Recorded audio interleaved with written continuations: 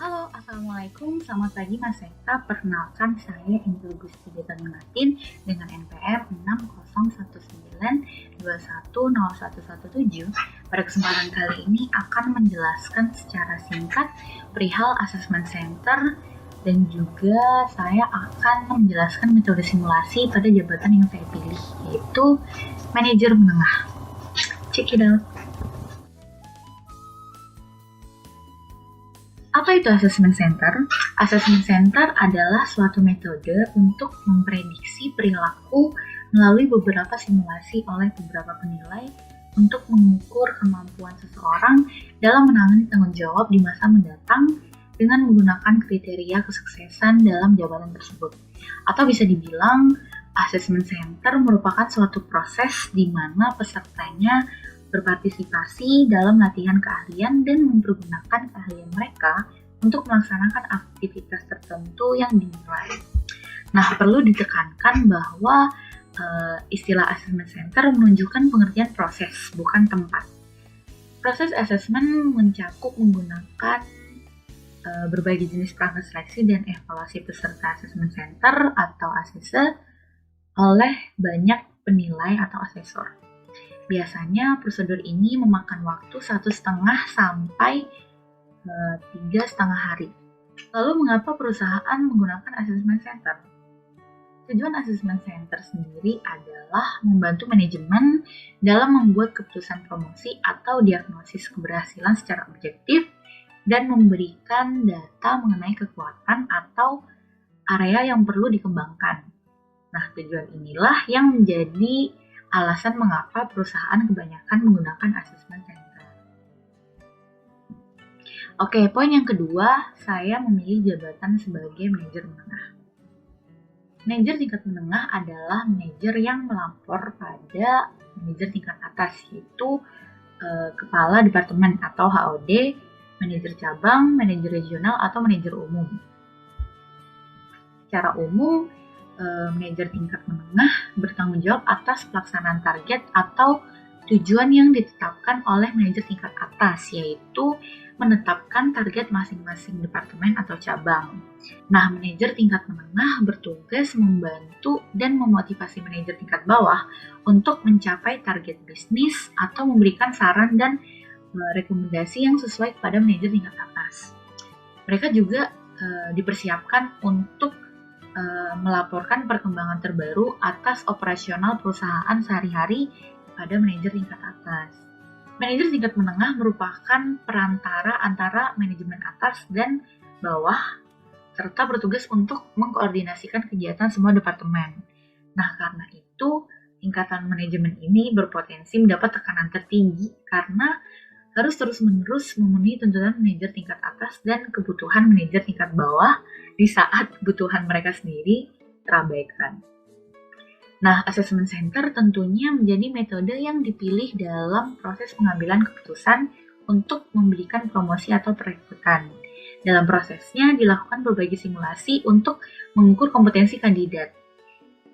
Simulasi yang digunakan tergantung pada kompetensi apa yang ingin dilihat atau yang dibutuhkan jabatan yang akan ditempati. Terdapat berbagai pilihan simulasi yang dapat dilakukan. Yang pertama, LGD atau Leaderless Group Discussion. Nah, di sini nantinya akan terlihat bagaimana kemampuan determinasinya, bagaimana ia menjelaskan gagasannya, serta membuat orang lain menerima gagasan tersebut. Selanjutnya, In Basket Exercise. Simulasi ini merupakan bentuk yang mengambil masalah dari beberapa data serta informasi untuk disimpulkan dan dipecahkan masalahnya. Kemampuan baik itu analisis maupun sintesis nantinya bisa diamati di simulasi ini.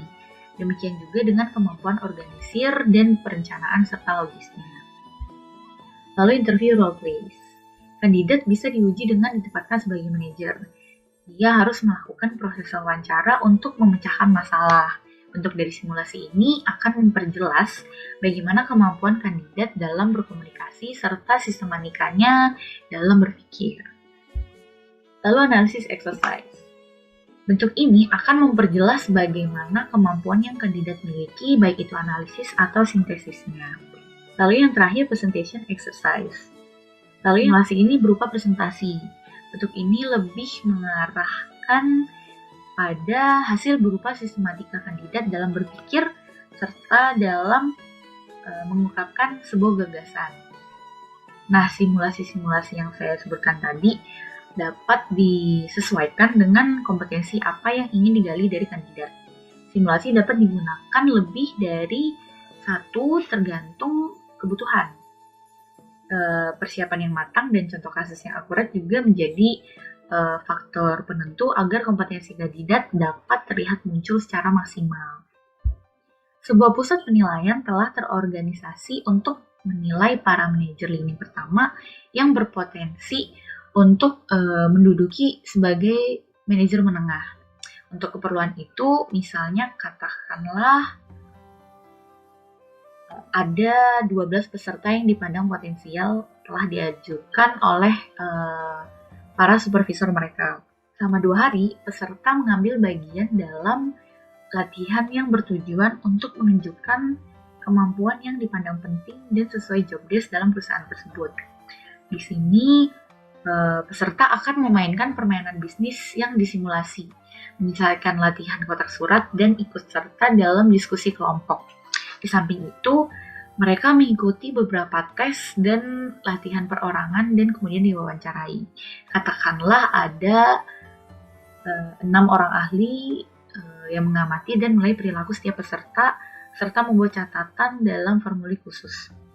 Setelah latihan 2 hari, peserta kembali ke pekerjaan mereka semula dan para penilai kemudian membandingkan pengamatan mereka satu sama lain dan kemudian membuat penilaian akhir terhadap masing-masing peserta. Selanjutnya disusun laporan tentang setiap peserta. Nah, laporan ini mengikhtisarkan potensi peserta dan menetapkan program pengembangan yang sesuai dengan kebutuhan peserta dan perusahaan. Berikut adalah proses metode simulasi yang akan dijalankan dalam 2 hari.